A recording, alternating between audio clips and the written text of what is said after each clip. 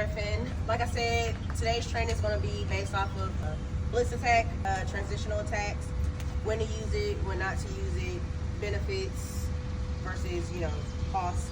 So, as we all know, fighting fire is not the same as it was 40 years ago, 30 years ago. Different tools that we've all learned just even in our career spans of, just fighting fire. Do y'all know how heat is measured? What unit? British thermal units. BTUs, right? So, in order to combat BTUs or to get the heat down, what will we use? Water. What else? Ventilation, kind of. Which one is least expensive? Water. Water, right? Because it's a natural and renewable resource, right? Water is accessible from almost anywhere. If you have a hydrant, you got water. You got something to cool down the heat. We're not gonna always have our phone. It's expensive, and sometimes, depending on how the house is, ventilation may or may not be the best course of action.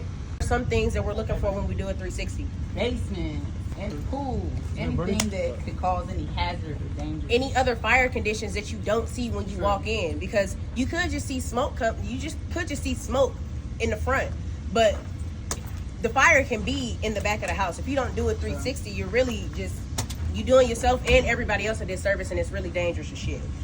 After the 360, of course, you want to deploy the lines and you want to have a coordinated attack.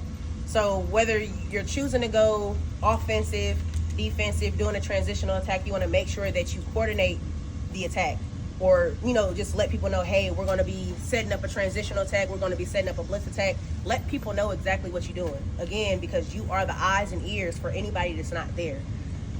So when you're adding in the blitz operation, right, while you're doing the 360, the firefighters should be setting up the blitz operation. Again, whatever the fuck you choose to be your blitz operation, whether it's the 2.5 hand line, the blitz operation, the master stream, or even if you're on a ladder, if you choose to set up aerial operations, the firefighter or driver in this case should be setting that up while the 360 is happening.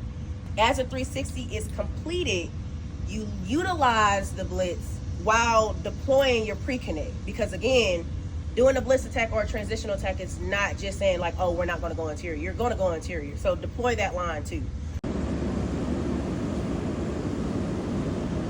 Every engine is different. If this is flawed at 400 GPM, we were supposed to run out of the engine at 30.